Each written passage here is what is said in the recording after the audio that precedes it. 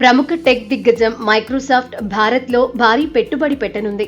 దేశంలో క్లౌడ్, కృత్రిమ మేధా సామర్థ్యాలను విస్తరించడం, డేటా సెంటర్ల విస్తరణ కోసం $3 బిలియన్ పెట్టుబడిగా పెట్టనున్నట్లు కంపెనీ చైర్మన్, సీఈఓ సత్యనాదెల్లా వెల్లడించారు. అలాగే 2030 నాటికి 10 కోట్ల మందికి ఏఐ స్కిల్స్ పై శిక్షణ ఇవ్వనున్నట్లు ప్రకటించారు. బెంగళూరు వేదికగా నిర్వహించిన కార్యక్రమంలో ఈ మేరకు ఆయన ప్రకటన చేశారు.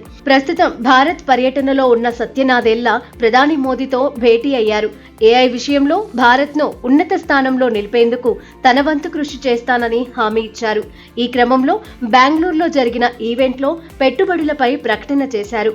ఎప్పుడూ లేని స్థాయిలో భారత్లో $3 బిలియన్ పెట్టుబడిగా పెడుతున్నందుకు సంతోషంగా ఉందని సత్యనాదెల్లా తెలిపారు.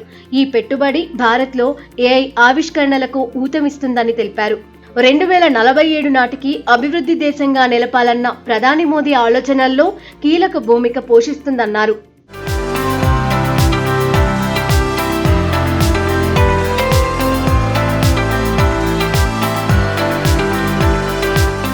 భవిష్యత్తులో ఏఐ నిపుణుల అవసరం పెద్ద సంఖ్యలో ఏర్పడుతుందని సత్యనాదెల్లా అన్నారు.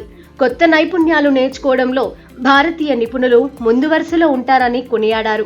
లింక్డ్ఇన్లో ఏఐ స్కిల్స్ ను తమ ప్రొఫైల్ కి జోడించిన వారి సంఖ్య గ్లోబల్ గా 71% ఉండగా భారత్లో 122% వృద్ధి నమోదైందన్నారు.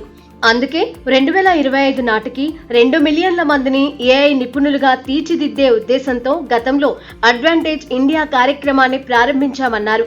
నిర్దేశిత గడువు కంటే ముందే ఆ లక్ష్యాన్ని చేరుకున్నామన్నారు.